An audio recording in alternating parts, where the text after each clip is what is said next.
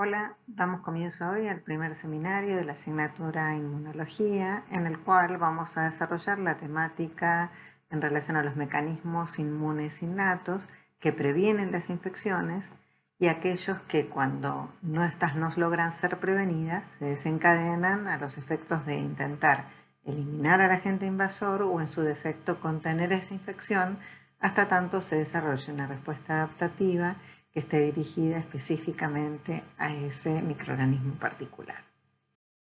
Como podemos ver en esta imagen, nosotros estamos todos rodeados de microorganismos, algunos de los cuales son potencialmente patogénicos. Si miramos con menor aumento estas imágenes, podemos ver que se trata de los microorganismos que están apenas en la punta de una aguja. Entonces, esto es solo un ejemplo de los millones de microorganismos que nos rodean. Sin embargo, a pesar de esto, solo en escasas oportunidades nos infectamos. Y cuando nos infectamos, en general, logramos resolver esas infecciones en forma exitosa. Y eso se debe a que tenemos un sistema inmunológico que es marcadamente eficiente y que determina que la mayor parte de los microorganismos con los que nos enfrentamos cotidianamente no puedan ingresar a nuestro cuerpo y en muchos casos, si esos logran acceder, sean eliminados dentro de las primeras horas de haber ingresado al mismo. ¿De qué depende si son eliminados en esas horas o no? Básicamente del tamaño del inóculo y de la virulencia de ese patógeno. Aquellos microorganismos que evolutivamente desarrollaron muchos mecanismos para evadir las acciones del sistema inmunológico están más dotados para poder enfrentarlo, de modo tal que a esos microorganismos patogénicos frente a ellos tendremos que imponer numerosos mecanismos para derrotarlos. Entonces, es probable que frente a esos microorganismos sea necesario sí o sí la activación de una respuesta adaptativa. En cambio, frente a otros microorganismos no patogénicos, aun cuando vulneren esas barreras que permiten evitar su acceso en condiciones normales, logramos eliminarlos a través de otros mecanismos innatos que se activan en forma muy inmediata al acceso de ese organismo invasor. Entonces, aun cuando vivimos en un ambiente densamente poblado de microorganismos, solo una pequeña proporción de ellos van a ser patogénicos. Es decir, solo una pequeña proporción habrá desarrollado evolutivamente mecanismos que lo hagan capaz de ingresar a nuestro cuerpo o bien colonizar las superficies mucosas y replicarse en nuestras células o en los espacios extracelulares y alterar mecanismos fisiológicos que van a generar daño tisular y en consecuencia van a permitirle a estos microorganismos desarrollar enfermedades infecciosas. Entonces, como ya les señalé, los microorganismos patógenos tienen la capacidad o bien de colonizar las superficies de las células de las mucosas o bien invadir estas células o ingresar directamente al interior de nuestro cuerpo para replicar en el hospedador y luego transmitirse hacia otro individuo. Normalmente el sistema inmune es capaz de reconocer a estos microorganismos cuando ingresan a nuestro cuerpo y entonces es capaz de reclutar células y moléculas que ejerzan actividades antimicrobianas en ese sitio de infección para intentar eliminarlo. Los microorganismos y también los organismos que tienen capacidad patogénica, ¿y por qué decimos organismos? Porque hay muchos que son patógenos multicelulares, como es el caso de los parásitos, los helmintos, presentan una gran diversidad en su estructura, también en los mecanismos de replicación y en las estrategias que tienen de transmisión. Existen, por ejemplo, bacterias, virus, parásitos, hongos, y todos ellos presentan entonces diferencias en estos mecanismos. Hay bacterias que pueden tener una vida extracelular y replicar por fuera de las células, mientras otras, para hacerlo, necesitan invadir una célula, como es el caso de la micobacteria, y replicar en el interior de estas células. Los virus, por el contrario, son patógenos intracelulares obligados que necesitan apoderarse de la maquinaria biosintética de la célula para poder replicar y luego de ser liberados de la célula, de esa célula infectar a otras células. Los parásitos, en cambio, pueden ser de distintos tipos, los hay multicelulares y unicelulares, y algunos de ellos, como la teña que vemos en esta imagen, tienen dimensiones muy grandes que, por supuesto, para poder combatir a estos organismos se necesitarán de mecanismos muy diferentes a los que median la eliminación, por ejemplo, de una bacteria vida extracelular. Los hongos también son microorganismos que pueden tener ciclos de vida muy distintos y pueden al mismo tiempo ser unicelulares o multicelulares, y frente a los cuales se deberán activar diversas estrategias para poder eliminarlo y poder hacer frente a esta diversidad de estructuras y de ciclos de vida. Entonces, ¿cuáles van a ser las consecuencias de una infección? Básicamente van a depender de la capacidad de los microorganismos de evadir o resistir los mecanismos inmunológicos que les imponga el hospedador. Y eso va a depender de los mecanismos que evolutivamente ese microorganismo haya desarrollado para poder llevar a cabo esa función. Y por otro lado, del otro lado de la balanza, va a depender de las defensas del hospedador, es decir, de los mecanismos de defensa que el hospedador haya desarrollado evolutivamente para combatir ese tipo de infecciones, y por supuesto también del daño que es capaz de causar la propia respuesta inmunológica para combatir esa infección. Es decir, va a depender de un balance entre esas dos fuerzas. Para poder hacer frente a las infecciones, nosotros estamos dotados de un sistema inmunológico que tiene dos brazos efectores, un brazo efector innato y un brazo efector adaptativo. Este brazo efector innato involucra numerosos mecanismos que incluye la actividad de células y de moléculas que van a ejercer funciones justamente para evitar las infecciones en primer lugar, y en el caso en que no se logra, tratar de contener esas infecciones o eliminarlas cuando sea posible. Sin embargo, en muchas ocasiones, los microorganismos han desarrollado evolutivamente numerosos mecanismos para evadir las acciones inmunes innatas, las acciones de ese brazo efector innato, y como consecuencia no es posible combatir o eliminar a ese microorganismo infectante. También dependerá del tamaño del inóculo y también la capacidad replicativa de ese microorganismo. Por lo tanto, frente a esos microorganismos, es necesario activar una respuesta adaptativa que involucra ese otro brazo efector del sistema inmunológico, el brazo efector adaptativo, que requerirá la participación de células como los linfocitos T y los linfocitos B, que poseen receptores en su superficie que reconocen estructuras moleculares que van a estar presentes exclusivamente en esos microorganismos, en ese microorganismo en particular que nos está infectando en ese momento. Entonces, esas células, conjuntamente con otros componentes solubles, participarán para intentar eliminar a ese microorganismo invasor. En la clase de hoy nos vamos a concentrar en las características que tienen esos mecanismos efectores innatos, ¿sí? Pero vamos a conversar también un poco más sobre cuáles son las células y factores solubles que intervienen en la respuesta inmune. Hoy sabemos que no solamente los leucocitos participan en las respuestas inmunes, también lo hacen las células de los tejidos, las células parenquimatosas, las células endoteliales, las células epiteliales.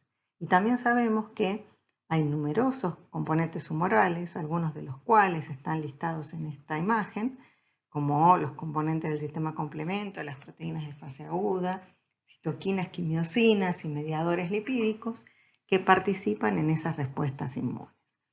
Entonces, si nosotros vemos acá que no solo los leucocitos son capaces de participar de las respuestas inmunes, eso significa que otros tipos celulares también están dotados de mecanismos de reconocimiento de un microorganismo como algo no propio, mecanismos de reconocimiento del agente invasor para poder responder frente a esa amenaza. Los leucocitos derivan de un precursor hematopoyético pluripotente presente en la médula ósea que da origen a dos precursores con un potencial más limitado, un precursor mieloide que es responsable, a su vez, de originar a toda la serie mieloide de la sangre, que involucra a los neutrófilos, basófilos, eosinófilos, a los mastocitos, monocitos, macrófagos y células dendríticas mieloides, y un precursor linfoide que dará origen a los linfocitos de la sangre. Todos estos leucocitos participan en esa respuesta inmunológica, lo que no significa que lo hagan frente a todo tipo de infecciones. Algunos de estos leucocitos cobrarán mayor relevancia frente a infecciones por ciertos patógenos, mientras que en otros participarán o cobrarán una relevancia fundamental otros de estos leucocitos.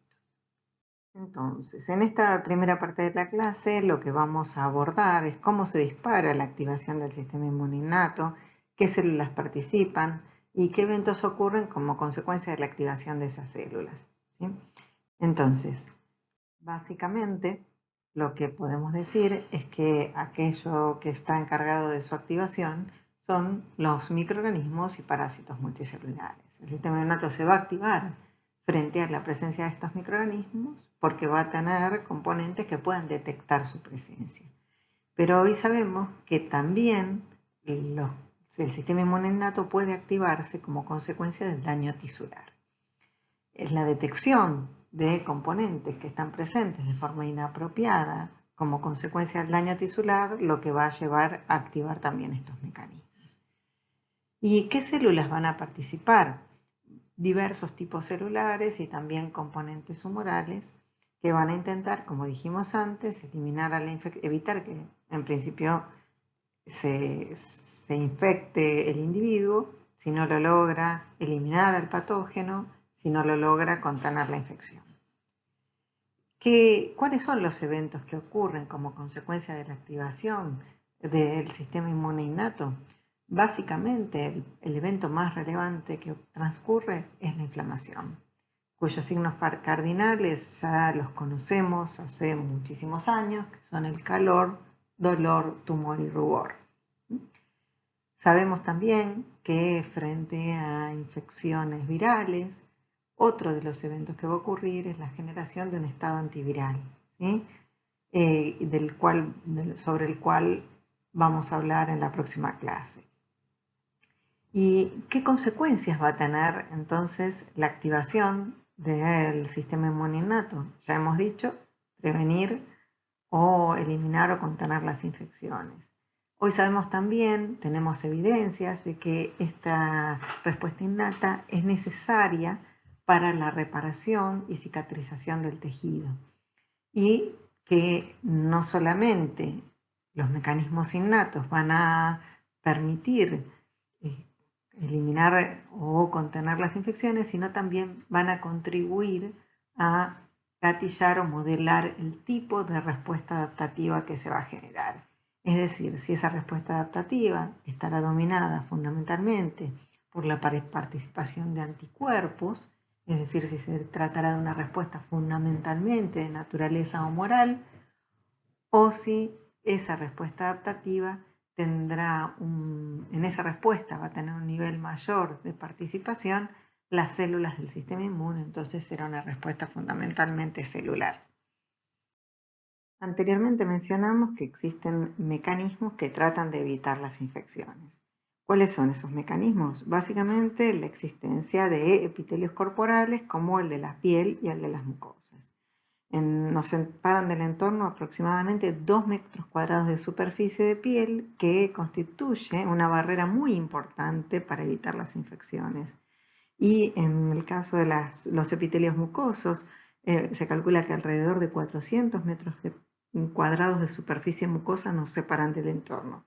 Vemos que esto constituye una barrera muy vulnerable al ingreso de microorganismos infecciosos si no fuera porque estuviesen estos epitelios dotados de mecanismos para evitar las infecciones. Por ejemplo, fuertes uniones intercelulares que evitan el pasaje de los microorganismos. Más allá de las fuertes uniones intracelulares, los distintos epitelios mucosos también están dotados de otros mecanismos para evitar las infecciones, por ejemplo, la producción de moco, cuyo componente fundamental son glicoproteínas denominadas mucinas. Este moco puede variar en espesor dependiendo del epitelio de que se trate, siendo muy delgadito en las mucosas que están involucradas en el intercambio gaseoso, en el aparato respiratorio, pero muchísimo más gruesas, por ejemplo, a nivel del intestino. Y la función fundamental es bloquear el acceso de patógenos al epitelio. Impedir también que la interacción de moléculas que utilizan los microorganismos para interactuar con la cara luminal del epitelio. También las mucosas están dotadas de mecanismos químicos que intentan prevenir las infecciones, por ejemplo, a través de la producción de péptidos antimicrobianos que cumplen funciones antibióticas, o la producción de enzimas como la lisozima que degrada la pared celular bacteriana, o la producción de lactoferrina que secuestra hierro, un componente muy importante para la sobrevida de muchos microorganismos. Y también los epitelios están dotados de mecanismos físicos para prevenir la infección. Por ejemplo, en el caso de la mucosa intestinal, hay una regeneración de ese epitelio intestinal continua, prácticamente diariamente, 10 a las 11 células se van regenerando por día. O en otros casos, las oscilaciones ciliares a nivel del tracto respiratorio.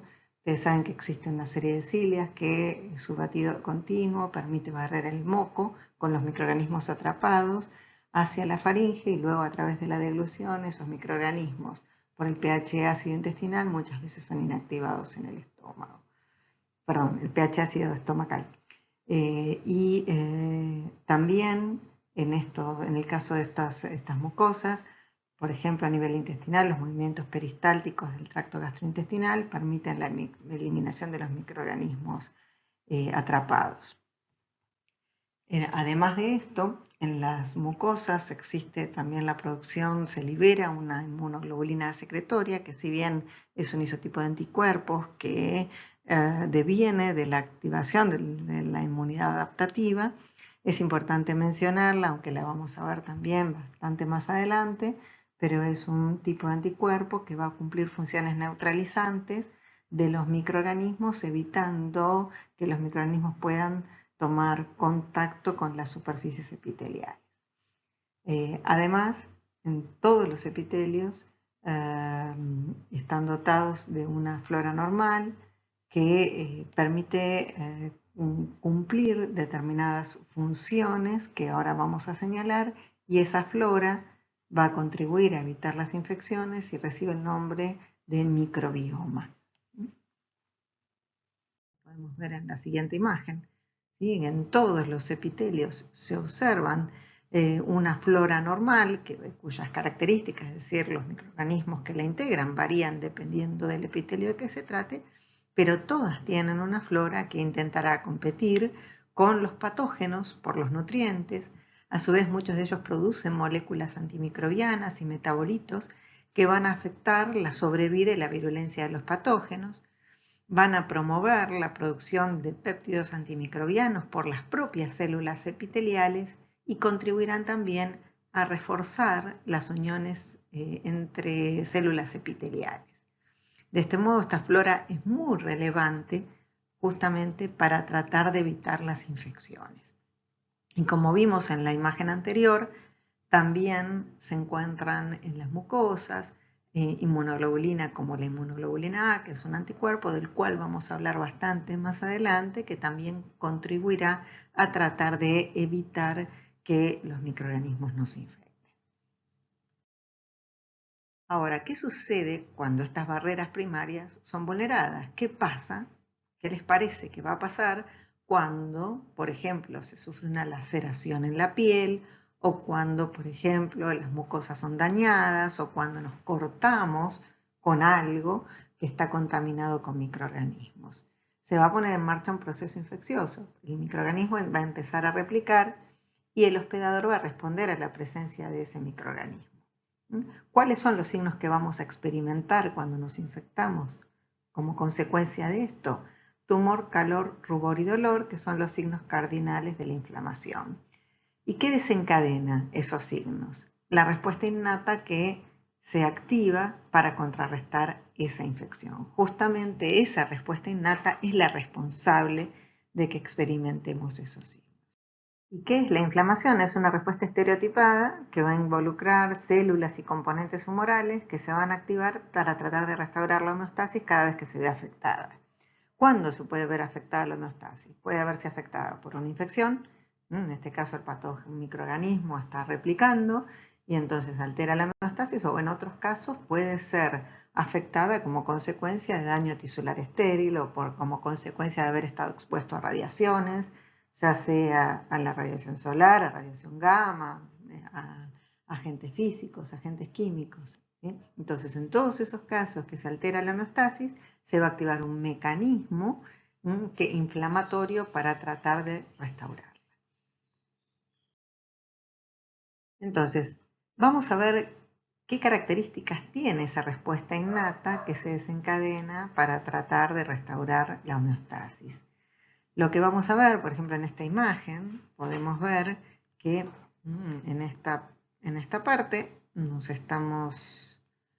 ¿qué ocurre cuando un individuo sufre una infección como consecuencia de que se corta con una aguja que contiene microorganismos, y los microorganismos logran vulnerar esa primera barrera, la barrera epitelial del epitelio de la piel, y entonces llegan a la dermis y empiezan a replicar?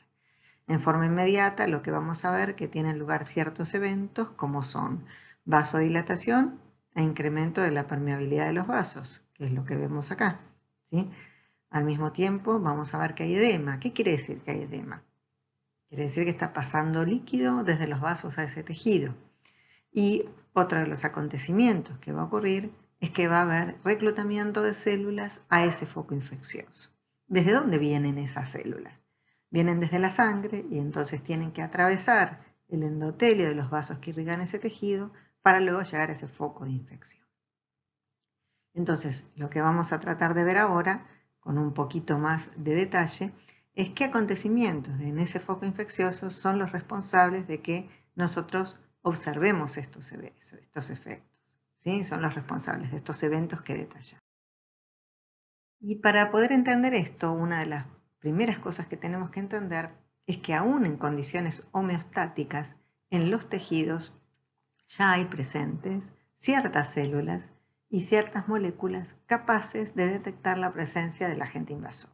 Entonces, si ustedes miran en esta imagen, lo que vemos a la izquierda de la imagen es el tejido infectado, ¿sí? Que vendría a ser esto que estoy señalando acá, en rojo. Esto es el tejido infectado. Por otra parte, tenemos el endotelio vascular y a la derecha lo que vemos corresponde a una vénula poscapilar. Entonces, lo que vemos es que en el tejido infectado, aún en ausencia de infección, hay, por ejemplo, macrófagos en ese tejido, como este que vemos acá.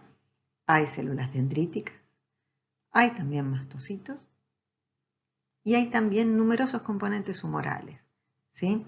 Existen componentes del complemento, como estos que vemos acá. Y también hay anticuerpos, fundamentalmente de isotipo IgG, pero también puede haber algo en menor cantidad, porque es bastante grande, de anticuerpos de isotipo IgM, que son específicos para moléculas, para componentes, van a estar dirigidos contra componentes frente a los cuales el individuo estuvo previamente expuesto.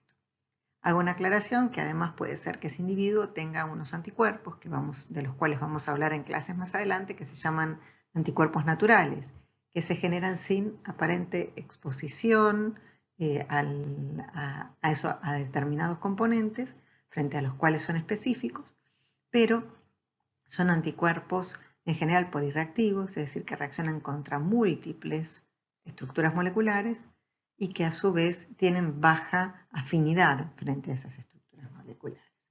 Pero ¿qué es lo importante en esta instancia? Es que sepamos que en los tejidos hay normalmente componentes del sistema inmune presentes, en baja cantidad.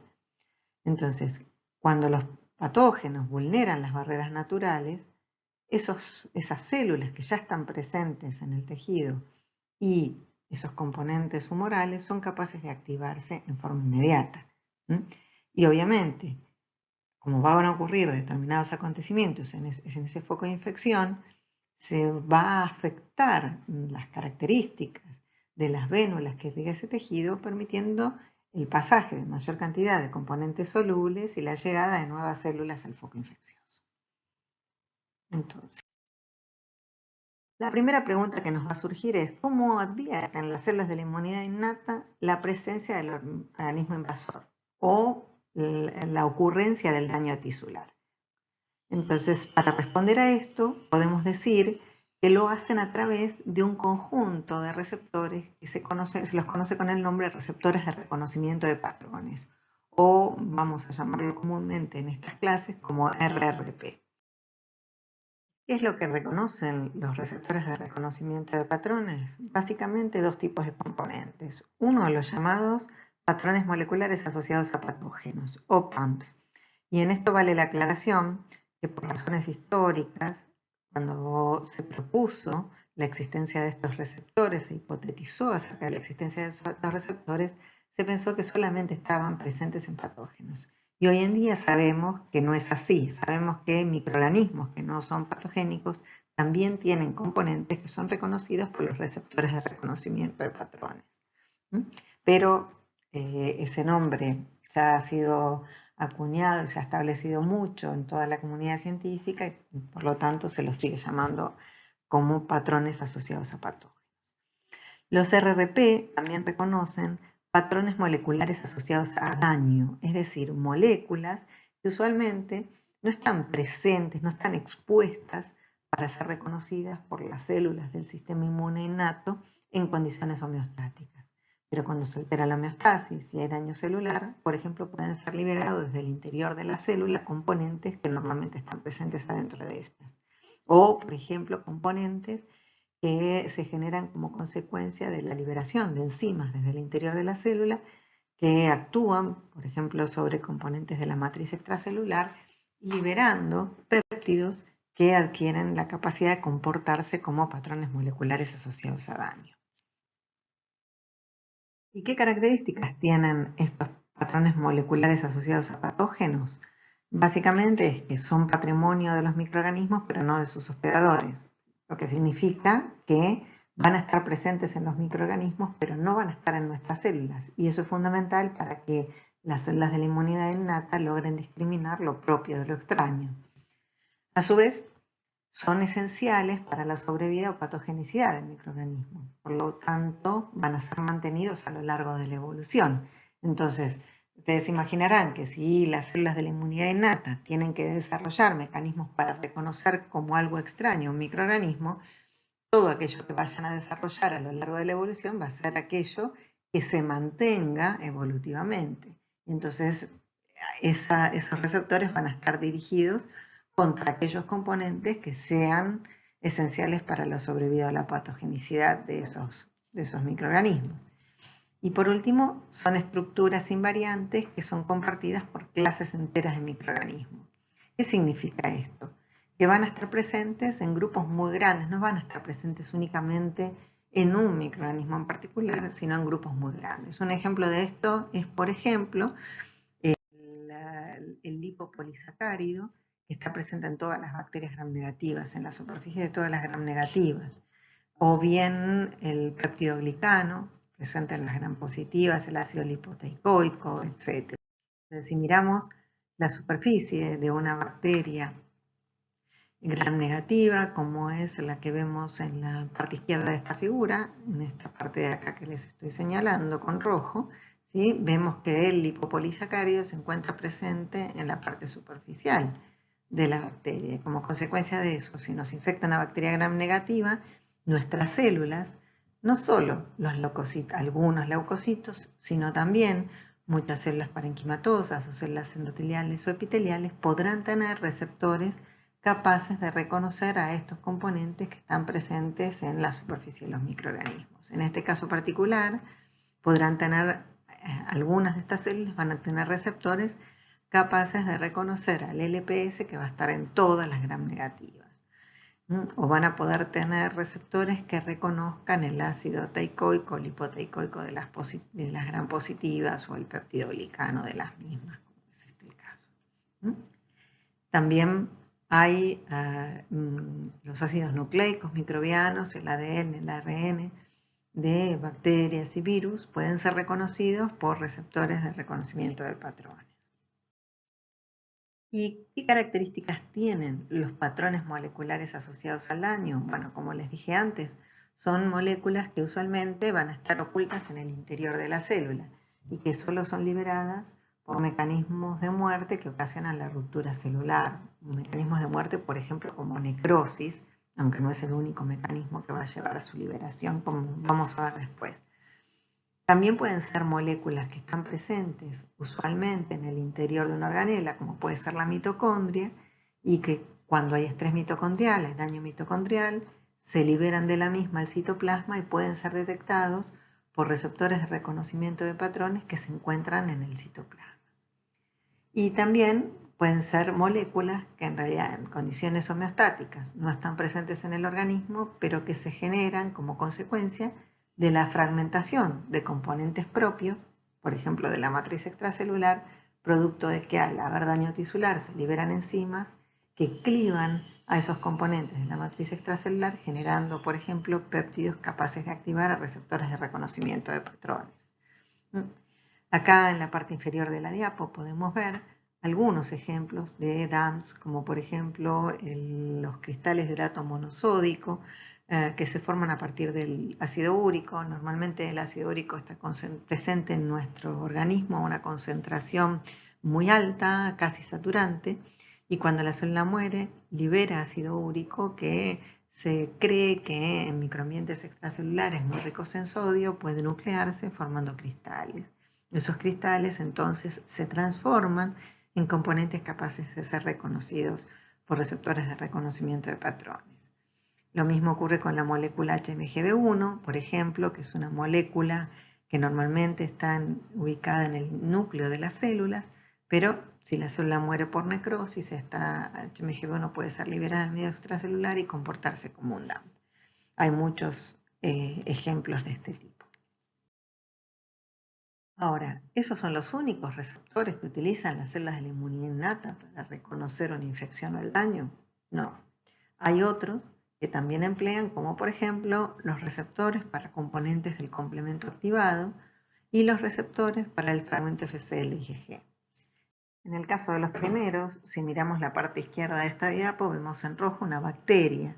Esa bacteria puede inducir la activación del sistema complemento y la activación del complemento va a llevar a que se depositen ciertos componentes en la superficie de la bacteria, por ejemplo el componente C3b que vemos acá en esta parte de la diapo. Entonces se dice que una vez que se deposita el C3b, la bacteria está opsonizada, por ejemplo, por el C3b del complemento, es decir, está preparada para la fagocitosis. ¿Por qué es esto? Porque las células fagocíticas poseen en su superficie unos receptores, en este ejemplo que vemos acá, que yo se los estoy señalando en rojo, el receptor CR1 para el complemento, que si ustedes se fijan acá, reconoce, más arriba se los estoy señalando, reconoce al C3b. Entonces, cuando la bacteria está cubierta, está opsonizada por complemento, el reconocimiento es mucho más eficiente. Y eso ayuda a que sea entonces fagocitada por células fagocíticas, como por ejemplo estos neutrófilos. Entonces, como verán acá, nuestras células del sistema inmune innato poseen diversos receptores para complementos, CR1, también CR2, CR3, CR4. Además de estos receptores, hay otros receptores que reconocen otros componentes solubles del complemento, como por ejemplo el receptor C3a y C5a, que son capaces de unir a justamente los componentes C3a y C5a. Cuando esto ocurre, ¿sí? Cuando el C3a y C5a son reconocidos por estos receptores, por ejemplo, sobre mastocitos, eso va a conducir al mastocito a degranularse.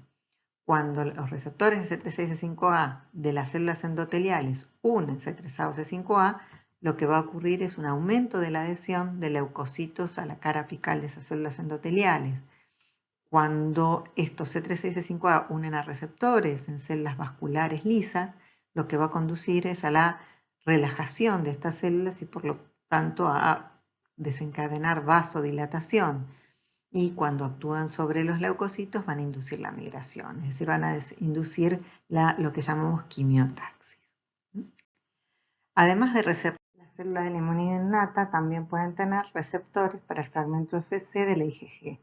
¿Y qué es este fragmento? Si ustedes se fijan acá, en la parte donde vemos en rojo una bacteria, ven que están rodeadas de anticuerpos. Bueno, esta parte que les señalo en rojo es la parte que se llama Fc de los anticuerpos. Las células de la inmunidad innata tienen receptores, estos amarillos que vemos en las imágenes, que los estoy señalando acá rodeados en rojo, que son receptores para la porción Fc de los anticuerpos, la mayor parte de los cuales unen a los anticuerpos solo cuando estos previamente se unieron a aquello para lo cual son específicos, en este caso alguna molécula en la superficie de una bacteria. Es decir, que estos receptores van a unir a esos anticuerpos cuando forman parte de un complejo inmune. Cuando esto ocurre, entonces, si la bacteria está rodeada, está recubierta por estos anticuerpos, se dice que está opsonizada y entonces es mucho más eficientemente fagocitada por células fagocíticas. Todo esto significa, lo que hemos venido viendo hasta acá, es que cuando un microorganismo invasor logra vulnerar las barreras primarias a la infección, las células de la inmunidad innata son capaces de reconocer su presencia porque tienen receptores capaces de poder identificar lo propio de lo extraño. Entonces, tanto las células epiteliales, como vemos acá, como las endoteliales, células parenquimatosas o los leucocitos que ya están presentes en el tejido, van a tener algo menos algún tipo de receptor de reconocimiento de patrones que les permita identificar a ese microorganismo invasor como algo extraño y entonces ejecutar funciones que alerten al resto del sistema inmunológico de la presencia de ese microorganismo invasor. Entonces, ¿qué va a pasar? Cuando el microorganismo sea reconocido a través de algunos de estos receptores, puede conducir a la activación de las células epiteliales, a la activación del sistema complemento, a la activación de mastocitos, de macrófagos, de linfocitos inmunes innatos que estén en ese tejido, puede conducir al reclutamiento de nuevos leucocitos de la sangre, activar células dendríticas mieloides, etc. Entonces, en conjunto, todas estas respuestas van a propender a eliminar a ese agente invasor y restaurar la homeostasis. Entonces, veamos ahora, con un poquito de detenimiento, qué acontecimientos pueden ocurrir como consecuencia de la presencia de este microorganismo en ese tejido. Entonces, supongamos acá lo que antes teníamos señalado con un rayito, que es lo que ven acá en la parte inferior izquierda de la diapo, equivale a unos microorganismos invasores en este caso, ¿sí? Entonces, ese microorganismo invasor, supongamos que logró acceder al tejido, vulneró las barreras primarias y logró acceder al tejido. Una de las cosas, uno de los acontecimientos que puede ocurrir como consecuencia de eso es que se active el sistema complemento, que uno de cuyos componentes es este verde que tenemos acá, que es por ejemplo el componente C3, que como dijimos antes ya está presente en bajas cantidades en espacios intersticiales. La activación del complemento va a conducir a producir ciertos acontecimientos. Uno de ellos puede ser que aumente el reconocimiento mediado por complemento, porque como vimos antes, componentes del complemento se pueden asociar a la superficie del microorganismo y opsonizarlo para que sea más eficientemente fagocitado. La activación del complemento puede llevar también a la generación de anafilotoxinas, como los componentes C3A y C5A, y puede también conducir a la activación, a la generación de un complejo que se llama complejo de ataque de membrana, complejo de ataque lítico, que se puede formar en la superficie del microorganismo invasor, provocando la muerte de ese microorganismo. Entonces, veamos un poquito con más detenimiento cómo ocurren estos acontecimientos. Como vemos en esta imagen, el complemento puede activarse por tres vías diferentes: la vía alterna o vía alternativa, la vía de las lectinas y la vía clásica. La activación de la vía alterna es consecuencia de que normalmente hay uno de los componentes del complemento, que es el C3, que sufre en condiciones normales hidrólisis espontánea. Entonces tiene un enlace que se cliva espontáneamente y hace que este componente rápidamente, si no se pega a una superficie celular, se inactive. En general, si nosotros no estamos infectados y esos componentes se adhieren a la superficie de una de nuestras células tienen diversos componentes que regulan y que evitan la activación justamente del sistema complemento en ausencia de infección sobre nuestras propias células. Entonces, estos componentes, ¿sí?, del sistema complemento, algunos son componentes que están presentes sobre las propias células y otros son componentes solubles, evitan que el complemento se active en ausencia de infección sobre nuestras células. Ahora, si la activación del C3 hace que se pegotee a la superficie de una bacteria, como es el caso que vemos acá, ¿sí?, entonces eso va a conducir a la activación del resto de la cascada del complemento por esta vía que llamamos vía alterna.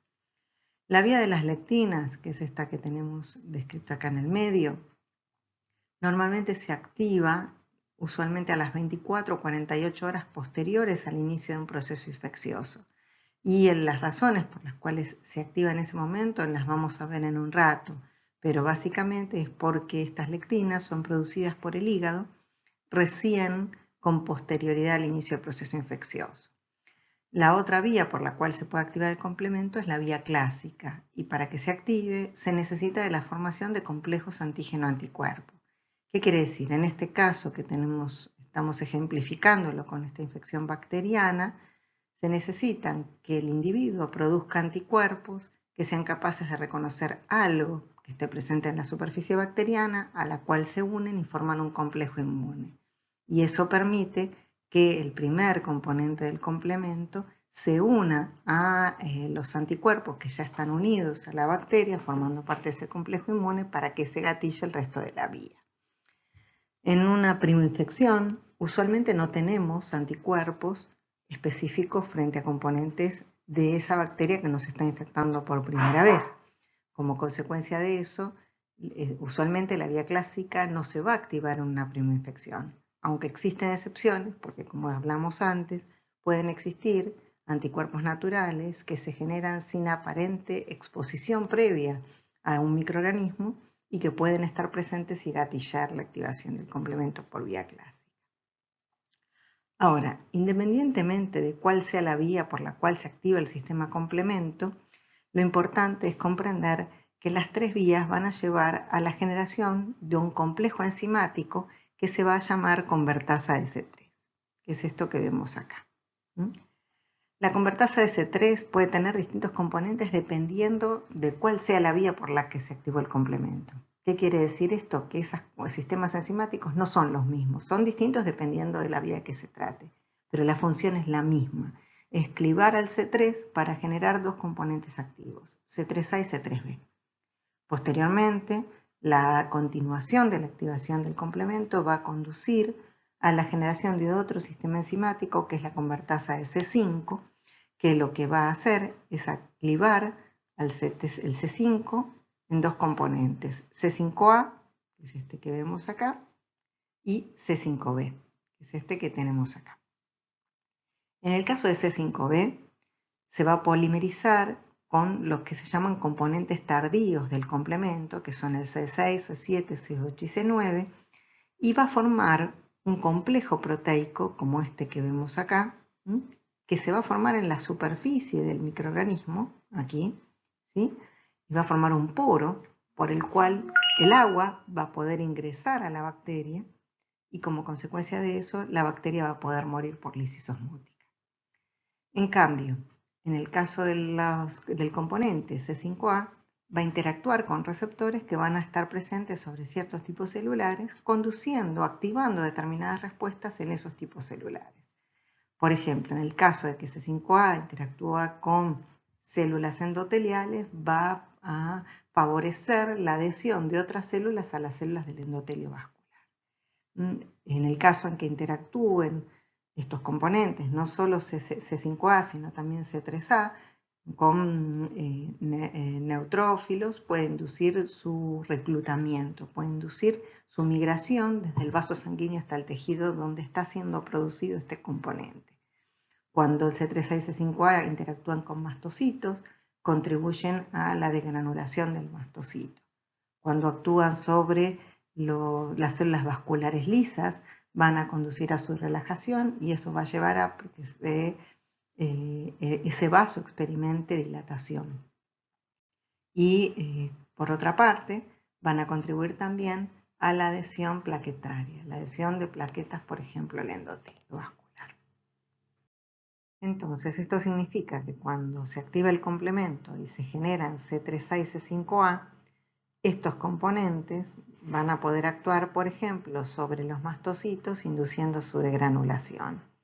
Y cuando el mastocito se degranula, cosa que también puede ocurrir a veces porque el mastocito reconoce a través de receptores de reconocimiento de patrones a los microorganismos, pero eso va a ocurrir con mucha menor eficiencia, es decir, la degranulación como consecuencia de ese reconocimiento va a ser menos eficiente, el mastocito se va a degranular y va a liberar sus componentes bioactivos, entre los cuales uno de los más relevantes es la histamina. Y esta histamina va a contribuir a un aumento de la permeabilidad vascular, es decir, de la capacidad del pasaje de líquido entre las células endoteliales, pasaje de agua desde el plasma al espacio intersticial, y también va a contribuir a la vasodilatación. La acción de la histamina sobre las propias células endoteliales va a hacer que las células endoteliales comiencen a expresar en su cara apical moléculas que favorecen la adhesión de leucocitos al endotelio vascular. Entonces, normalmente, los leucocitos usualmente circulan en la corriente axial en un flujo laminar, en el vaso sanguíneo.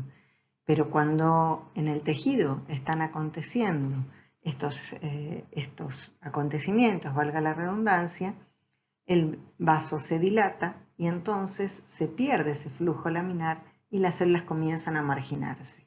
Entonces, si en ese endotelio vascular vemos que aumentó la expresión de moléculas que favorecen la adhesión, esas células marginadas van a poder adherirse al endotelio y entonces ahora, una vez adheridas esas células, van a poder migrar hacia el foco de infección atraídas por componentes que son quimiotácticos, es decir, componentes que atraen a las células a ese foco de infección. ¿Cuáles son esos componentes quimiotácticos? Algunos de ellos son C3A y C5A. ¿Por qué?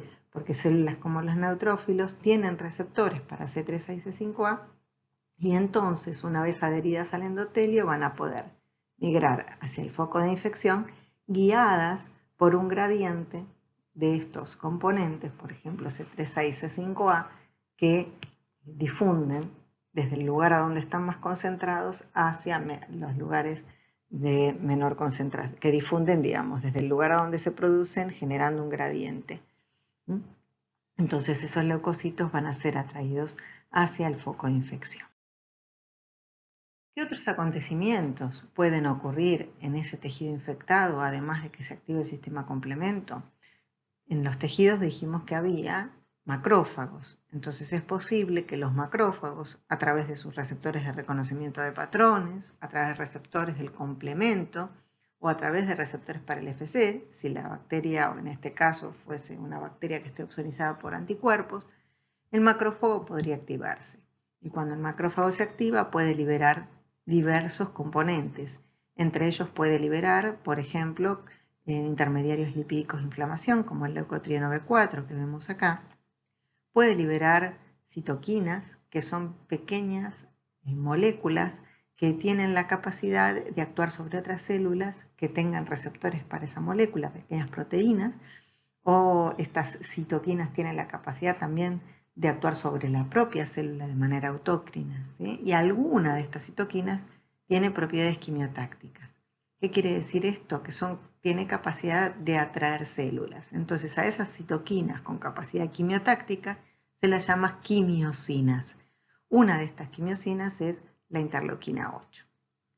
Tanto el leucotrieno B4 como la interleuquina 8 son capaces de atraer a neutrófilos desde los vasos sanguíneos a tejidos infectados.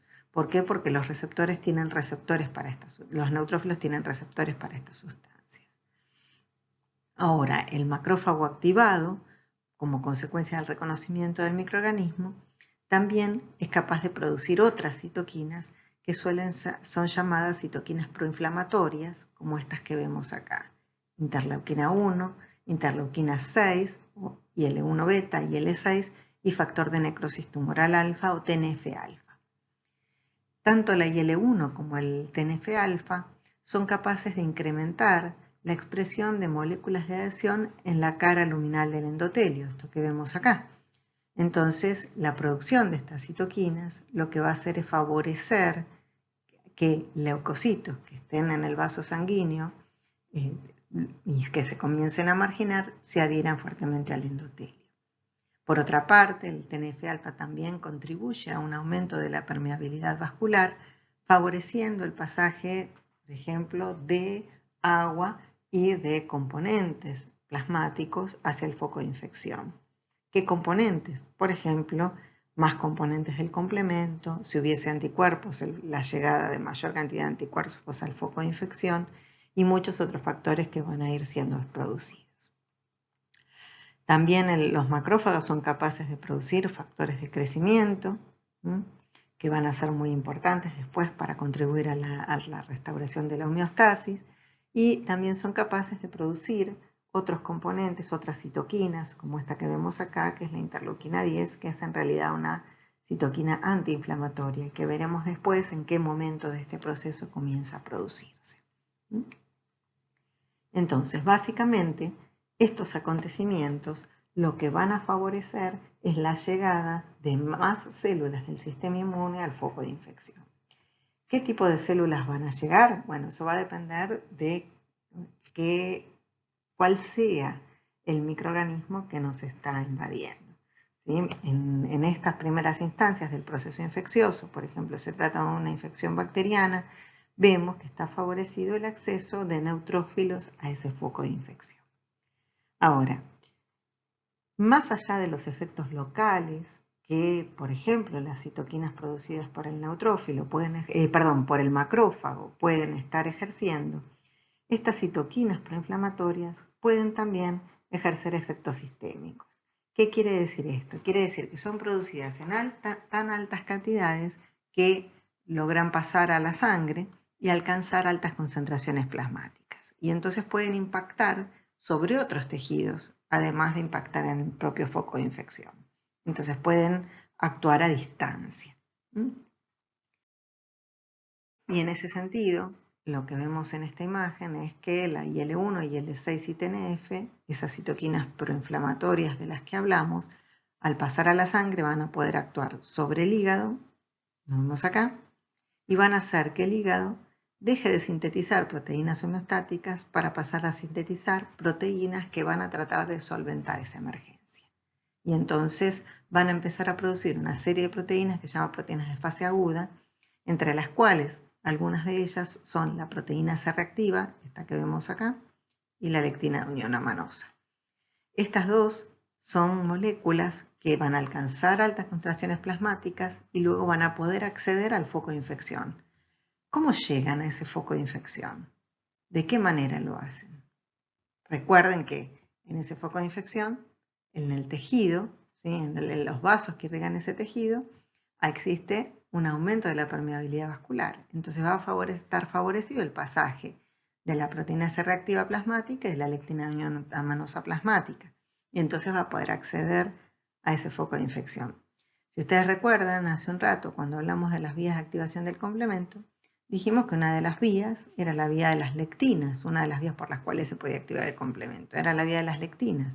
Bueno, justamente esa vía se va a activar cuando hay suficiente cantidad de lectina unión amanosa en ese foco de infección que llega como consecuencia de que los hepatocitos empezaron a producir esta lectina. Yo les dije en ese momento que usualmente la vía de las lectinas se activaba recién entre 24 y 48 horas posteriores al inicio del proceso infeccioso. La razón de esto es justamente que para que la lectina de unión amanosa pudiese llegar al foco de infección para poder activar al complemento, era necesario previamente que se activaran los macrófagos del tejido, se sintetizaran la IL-1, IL-6 y TNF, que éstas pudieran actuar sobre el hígado, que el hígado comenzara a producir en cantidades importantes esta lectina, que esta lectina fuese volcada a la sangre y de esa manera pudiese llegar al foco de infección. Todo eso demanda bastante tiempo, 24-48 horas. La proteína C reactiva también es capaz de inducir la activación del sistema complemento, pero en este caso induce la activación por otra vía, que es por la vía clásica. Aunque la activación del complemento por proteína C reactiva no logra concluir hasta su fase final. Pero volvamos a estas citoquinas proinflamatorias y L1 y L6 y TNF. ¿Qué otras cosas, sobre qué otros tejidos pueden impactar? Pueden impactar a nivel de la médula ósea, promoviendo la movilización de neutrófilos. Eso va a llevar a aumentar la cantidad de neutrófilos en sangre periférica que puedan acceder a los focos de infección atraídos por los quimiotractantes que son liberados en el foco de infección. Y también estas citoquinas proinflamatorias pueden actuar a nivel del sistema nervioso central y van a contribuir al reseteo del termostato hipotalámico, provocando un aumento de la temperatura corporal, es decir, induciendo fiebre. La fiebre va a contribuir a disminuir la replicación microbiana y va a contribuir a generar varios efectos tendientes a potenciar las acciones microbicidas del organismo. Pero bueno, volviendo a nuestro foco de infección, nosotros dijimos que había numerosos quimiotractantes que podían ser producidos en ese foco. ¿Sí? Por los componentes del complemento activado C3, 6 y 5A podían generar un gradiente de concentración de ese componente desde el sitio donde están más concentrados, donde van difundiendo y generando ese gradiente. Los macrófagos activados podían producir leucotrieno B4, podían producir la quimiosina interleuquina 8 y también los propios componentes, ciertos componentes bacterianos, por ejemplo, si se trata de una infección bacteriana, pueden transformarse en componentes quimiotácticos. Son así, por ejemplo, los péptidos formilados que son generados por degradación de las proteínas bacterianas. Si ustedes recuerdan, la síntesis proteica en bacterias se inicia en formilmetionina. Por lo tanto, si las bacterias liberan proteínas que pueden ser clivadas en el espacio extracelular o la bacteria muere y libera sus componentes y las proteínas se degradan, se pueden generar péptidos que tienen formilmetionina en su extremo y como, por ejemplo, los neutrófilos tienen receptores para péptidos formilados, eso se va a transformar en un quimiotractante de este tipo celular. Entonces, si en el foco de infección se están generando todos los componentes que dijimos, que acá están ejemplificados con estos puntitos de colores que vemos, que son quimiotácticos para los neutrófilos, y están más concentrados en una zona más cercana a donde está el microorganismo y menos concentrados en el vaso sanguíneo, entonces los neutrófilos adheridos al endotelio, en este caso, van a acceder al foco de infección atraídos por esta sustancia. En las primeras horas, en las primeras 24 horas posteriores al inicio de este proceso infeccioso, vamos a ver un gran reclutamiento de neutrófilos. Unas 24 o 48 horas posteriores al inicio de ese proceso infeccioso, se van a reclutar en ese foco de infección monocitos, los cuales en el tejido, producto de las citoquinas producidas en el mismo y también de factores de crecimiento, se van a diferenciar a macrófagos.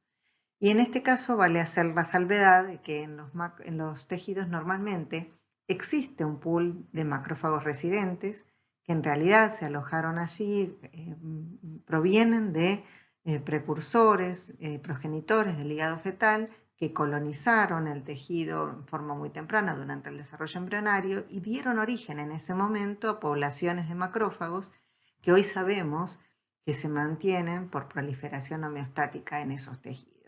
Esas poblaciones estables adquieren ciertos nombres, se los conoce con ciertos nombres en algunos tejidos, no en todos, por ejemplo, osteoclastos en el hueso, microglía en el sistema nervioso, macrófagos alveolares en pulmón, células de Kupffer en hígado, etc.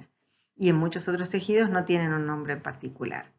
Ahora, más allá de la existencia de esos macrófagos, a esos mismos tejidos se pueden reclutar monocitos durante los procesos infecciosos. Y esos monocitos van a diferenciarse a macrófagos que van a ser indistinguibles de aquellos que están usualmente residentes en ese tejido.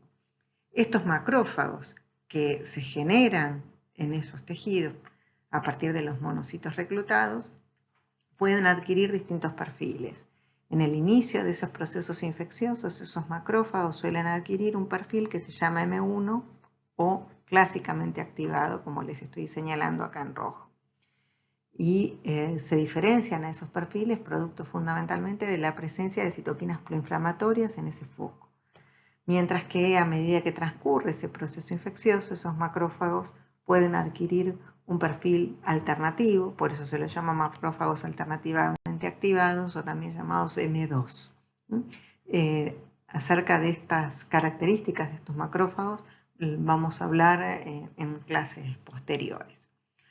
Ahora bien, independientemente de que se trate de macrófagos residentes o macrófagos generados por diferenciación de monocitos en ese foco de infección, las dos poblaciones tienen capacidad fagocítica.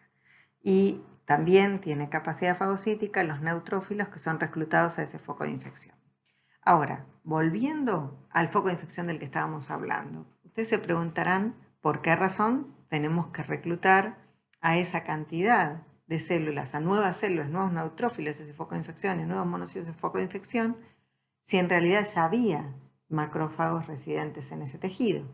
Y la razón es que el microorganismo replica activamente, supongamos que se trata de una infección por una bacteria extracelular, está replicando activamente y obviamente la cantidad de células que existen en ese foco no es suficiente para contrarrestar esa infección. Entonces es necesario convocar a una enorme cantidad de células especializadas en funciones microbicidas, con funciones microbicidas para poder eliminar ese agente invasor.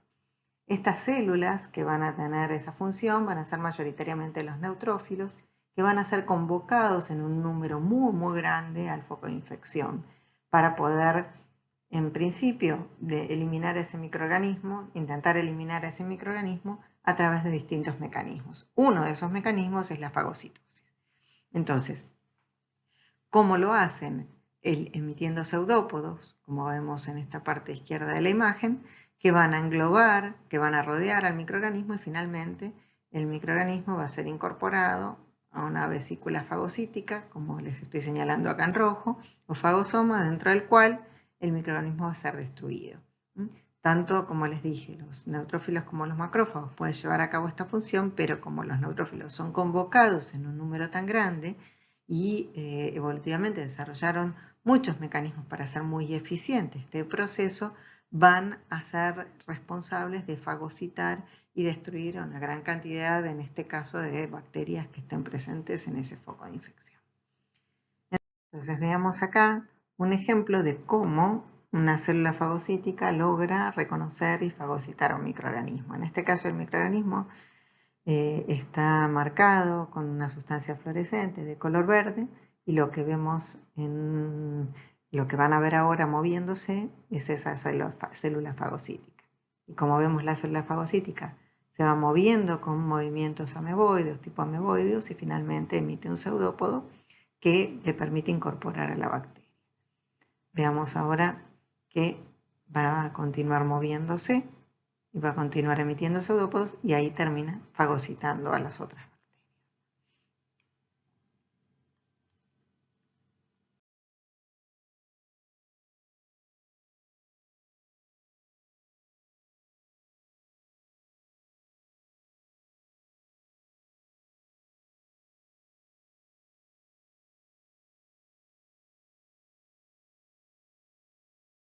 Entonces, una vez que el microorganismo es fagocitado, en el interior del fagosoma puede ser destruido a través de distintos mecanismos microbicidas.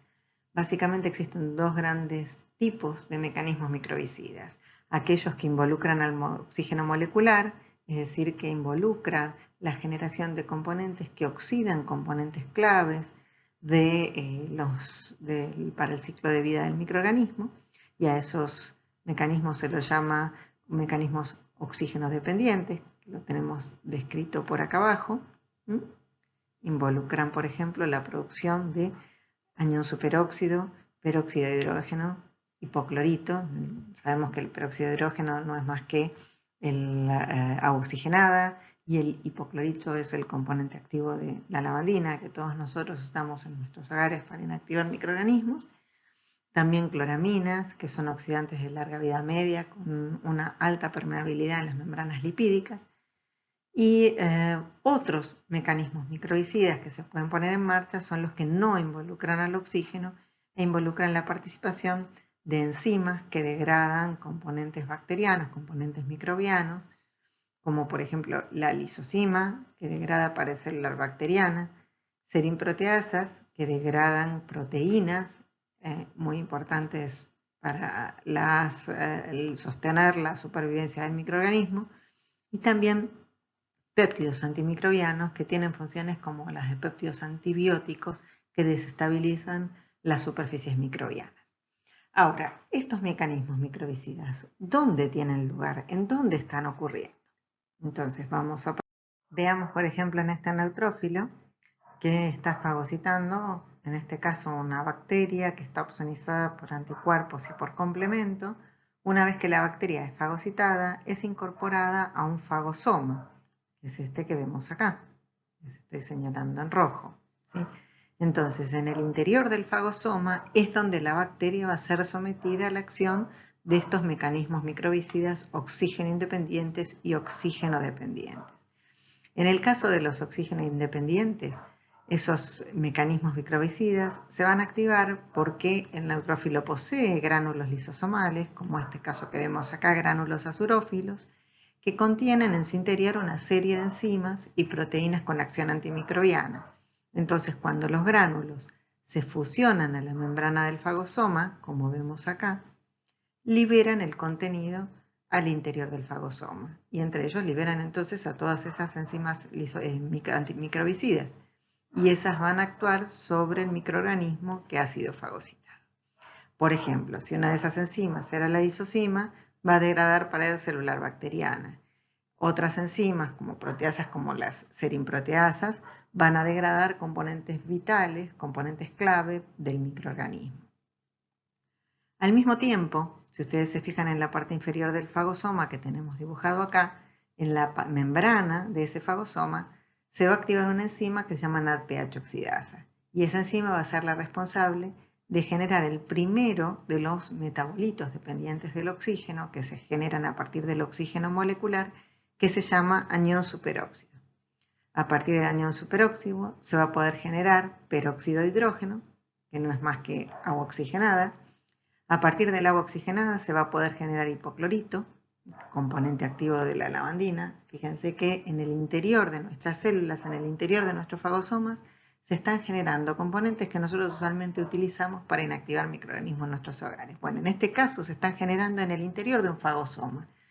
A partir del hipoclorito se pueden generar también otras especies reactivas del oxígeno, como las cloraminas, que son oxidantes de larga vida media, que son capaces de atravesar las membranas lipídicas de los microorganismos y entonces inactivar componentes críticos del microorganismo.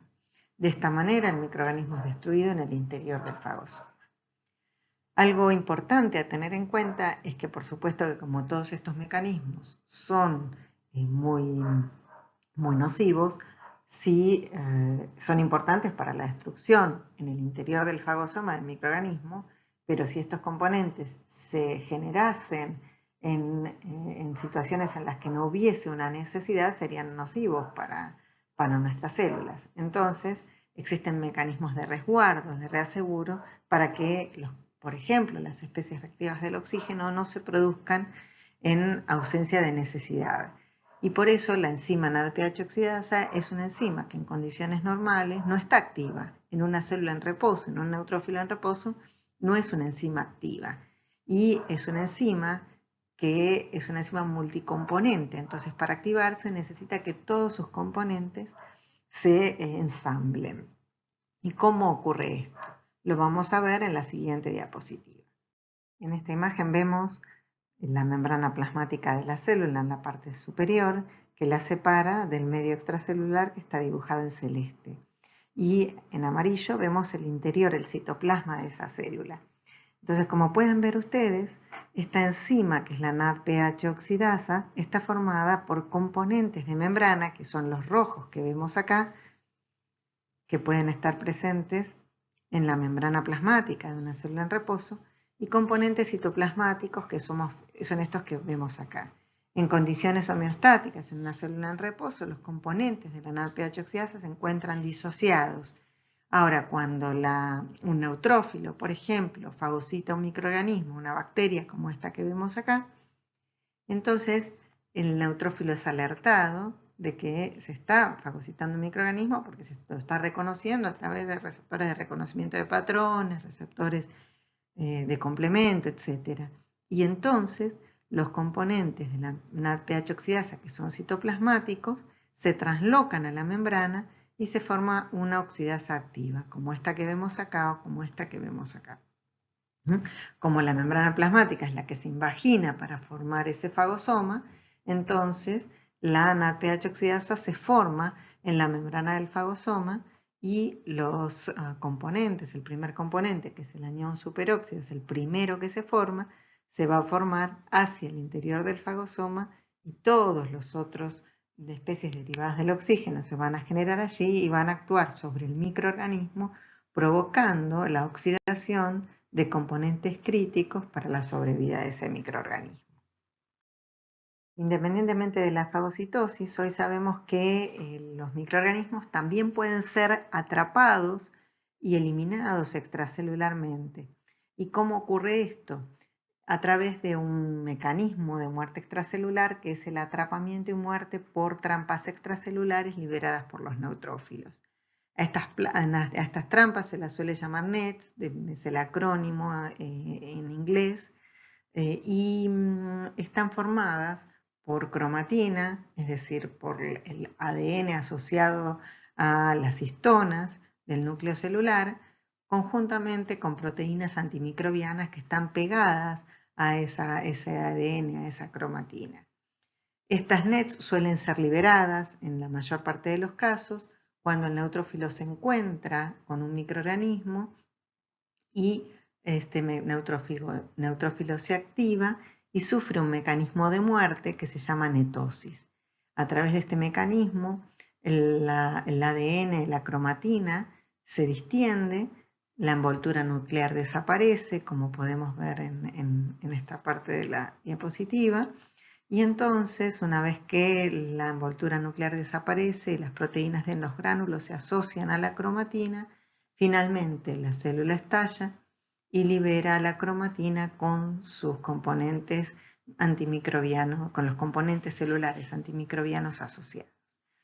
En la parte superior de la imagen lo que se ve es que en este caso el ADN está teñido de un color rojo y que los gránulos, las proteínas de los gránulos lisosomales están teñidas de verde. En la célula en reposo, en el núcleo se ve el ADN y los componentes de los gránulos se ven en el citoplasma. Pero a medida que progresa el proceso de netosis, las proteínas de los gránulos se asocian al ADN y por eso el color que se observa es producto de la superposición del verde de los gránulos con el rojo del ADN nuclear. Y entonces se observa como un color amarillento. Y cuando la célula estalla, se observa la liberación del ADN al medio extracelular. Ese ADN con las proteínas asociadas es el que va a ser responsable de atrapar a los microorganismos y esas proteínas antimicrobianas podrán eliminarlo extracelularmente. Hoy sabemos que estas NETs pueden producirse en respuesta a bacterias, virus, hongos y parásitos y que actúan como una red de contención. La realidad es que solo un porcentaje bastante bajo de los neutrófilos responde a la presencia de los microorganismos liberando NETs. Por ejemplo, frente a una infección bacteriana, la mayor parte de los neutrófilos van a fagocitar al microorganismo, pero va a haber una proporción de estos neutrófilos que van a morir por netosis liberando las NETs y evitando la dispersión del microorganismo. Es interesante señalarles, ¿ven? Como vemos acá en estas imágenes, en estas micrografías electrónicas, que los microorganismos son atrapados por las NETs y toman contacto tanto con el ADN, aunque no se ve, también con las proteínas antimicrobianas. Durante muchísimos años, más de 50 años, los patólogos veían ADN en las preparaciones microscópicas y también durante 50 años se supo que las histonas tenían propiedades antimicrobianas. pero la verdad es que no se entendía la razón por la cual podían ejercer esta acción antimicrobiana en alguna instancia. Hasta que en el año 2004, dos investigadores trabajando en Alemania, Brinkmann y Sitchinski, descubrieron justamente que los neutrófilos eran capaces de morir por este mecanismo de netosis, liberando estas trampas extracelulares que podían poner en contacto a las histonas con los microorganismos y éstas ejercer sus acciones antimicrobianas. Y demostrando además que ese ADN que veían los patólogos no se trataba de un artefacto de la técnica de preparación de la muestra, sino de un mecanismo activo de muerte de los neutrófilos. En este video van a ver que se pusieron en contacto en un laboratorio células de neutrófilos de sangre periférica humana purificados de la sangre que fueron marcados con un colorante fluorescente que penetra en las células vivas y que tiñe su ADN de color verde como vemos acá. En este preparado, además, en el medio extracelular se encuentra otro colorante que en este momento es invisible, que también tiñe ADN, pero que es impermeable en las células vivas y solo es capaz de penetrar cuando las células sufren una alteración en la membrana plasmática y permite el pasaje del colorante, o bien cuando la célula directamente se rompe y se libera el ADN.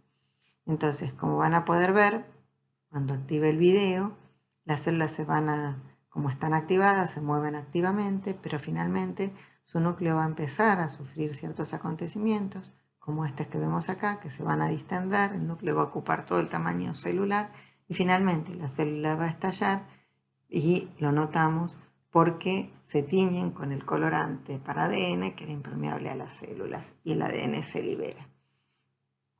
Este es en el laboratorio una reproducción de un proceso de netosis que ocurre in vivo y que también ha sido demostrado a través de videomicroscopía en animales de laboratorio.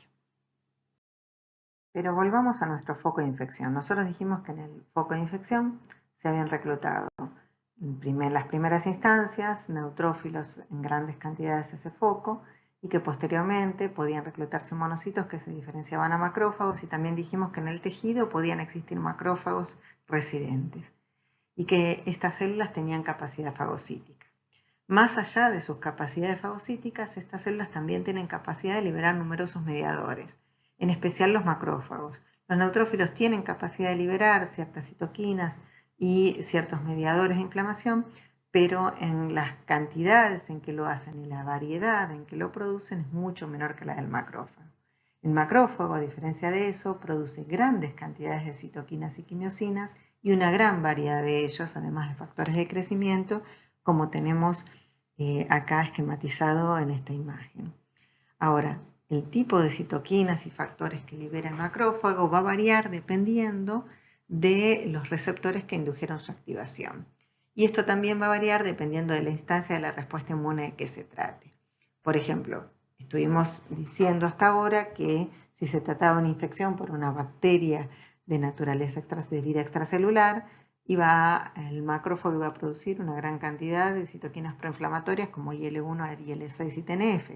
Pero a medida que transcurre la respuesta y la bacteria va siendo eliminada, y en ese foco de infección van muriéndose los neutrófilos que fueron reclutados, el macrófago va a fagocitar a esas células muertas y va a comenzar a producir otro tipo de mediadores que van a intentar contribuir a la restauración de la homeostasis del tejido.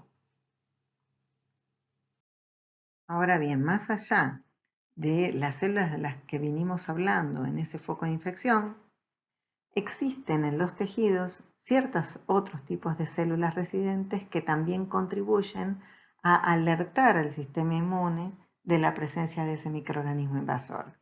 Y estas células se llaman linfocitos inmunes innatos, que son capaces de responder a ciertas citoquinas que son producidas tempranamente en los procesos infecciosos por las células sensoras innatas. Y lo que van a hacer es amplificar la respuesta a través de la liberación de ciertas otras citoquinas efectoras. Vamos a ver de qué se trata y vamos a poner un ejemplo. Entre estas células sensoras innatas tenemos a lo que vemos acá a la izquierda de la imagen, que sean los linfocitos T gamma delta. Son estos que vemos acá. Y por otro lado tenemos tres tipos de células linfoides innatas. Las del grupo 1, que es esta que vemos acá, las del grupo 2 y las del grupo 3. Ellas van a responder a citoquinas producidas en el entorno, en el tejido infectado. Si en el tejido infectado se están produciendo porque el microorganismo fue reconocido por ciertas células, por ejemplo, por macrófagos del tejido que liberaron ciertas citoquinas, o fueron reconocidas por células del tejido que liberaron ciertas citoquinas, entonces esas citoquinas pueden impactar sobre estas células linfoides innatas, haciendo que ellas respondan de determinada forma. ¿Cuáles son estas células linfoides innatas? Dentro del grupo 1 están incluidas las células NK y los linfocitos inmunes innatos de tipo 1. Después tenemos las células linfoides innatas de grupo 2 y de grupo 3. Entonces estas células, cuando se activan por esas citoquinas, van a producir otras citoquinas y van a contribuir a amplificar la respuesta contra distintos patógenos. Las del grupo 1, estas que vemos acá, van a producir interferón gamma y van a contribuir a la remoción de patógenos intracelulares como bacterias y virus. Las del grupo 2 van a producir otras citoquinas, IL-13 e IL-15, y van a contribuir a la eliminación del mintos, que son gusanos. Las del grupo 3 van a producir IL-17 y 22 y van a participar en la respuesta frente a bacterias extracelulares y hongos. Pero veamos cómo lo hacen. Busquemos un ejemplo. Supongamos que en el foco de infección está transcurriendo una infección por una bacteria extracelular. En este caso, las células del foco, pueden ser, por ejemplo, macrófagos tisulares o células dendríticas, van a responder produciendo citoquinas como la interleuquina 1 beta y la interleuquina 23. Estas citoquinas van a impactar sobre las células linfoides del grupo 3 y entonces van a hacer que estas células liberen interleuquina 17 e interleuquina 22. La interleuquina 17 va a estimular la producción de quimiosinas que recluten neutrófilos. Y la 22 va a estimular la producción de péptidos antimicrobianos por las células epiteliales. Entonces, si se reclutan neutrófilos al foco de infección y al mismo tiempo si las células epiteliales producen péptidos antimicrobianos, entonces esto va a estar amplificando los mecanismos de defensa frente a la bacteria infectante. ¿Por qué? Porque va a hacer que aumente la cantidad de células que tengan capacidad de defendernos frente a las mismas. Si en lugar de tratarse de una infección bacteriana se tratase de una infección viral, se van a reclutar al foco infeccioso células NK, que son estas que vemos acá, y van a cumplir como función, entre otras cosas, de matar a las células infectadas por el virus. También van a contribuir con la liberación de citoquinas a hacer más eficiente esa respuesta antiviral. Pero más allá de todas las células que hemos nombrado hasta ahora, que en ese foco infeccioso tienden a tratar de eliminar al organismo infectante, en los tejidos, en todos los tejidos, existe un tipo celular que se llaman células dendríticas mieloides, que son estas que vemos acá. Y estas células tienen una gran capacidad endocítica, una gran capacidad fagocítica, y por lo tanto son capaces de fagocitar microorganismos, endocitar sus componentes y tienen una gran capacidad de producir citoquinas. Pero además tienen otra característica. Tienen la capacidad de desengancharse de las células de ese tejido en el que se encuentran y migrar ¿a dónde? Al órgano linfático del secundario drenante de ese tejido. Supongamos que si nos infectamos, por ejemplo, en un brazo, podrán migrar al órgano linfático secundario que drena esa zona del brazo. Y en ese sitio, estas células van a contribuir, como vamos a ver en las próximas clases, a activar la respuesta adaptativa. ¿Qué significa esto? Van a contribuir a activar a linfocitos T que tengan en su superficie receptores específicos para componentes de ese patógeno. Entonces, en conjunto, todo lo que señalamos hasta ahora, todos estos mecanismos van a intentar eliminar al agente infectante cuando puedan, o al menos circunscribir la infección hasta que se desarrolle una respuesta adaptativa específicamente dirigida contra ese microorganismo para poder eliminarla.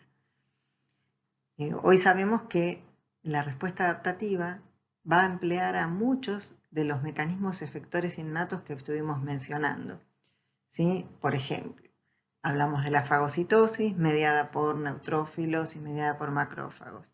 Si cuando se activa una respuesta adaptativa se generan anticuerpos que son dirigidos contra ese microorganismo y los anticuerpos opsonizan al microorganismo, los mecanismos efectores que van a mediar la destrucción van a ser lo mismo, va a ser la fagocitosis por neutrófilos y macrófagos.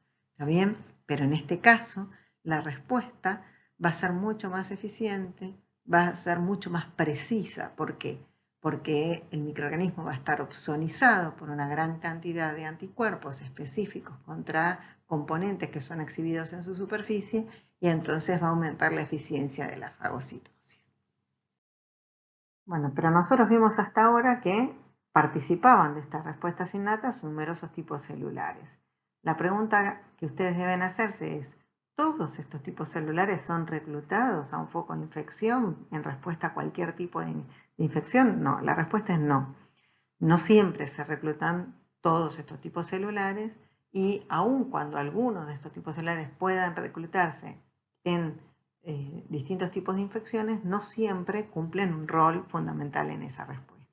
Por ejemplo, los neutrófilos cumplen un rol que no es redundante en las infecciones producidas por bacterias extracelulares, pero también son reclutados en infecciones virales y, sin embargo, en el contexto de esa infección viral a veces puede ser beneficioso o a veces su presencia puede ser perjudicial.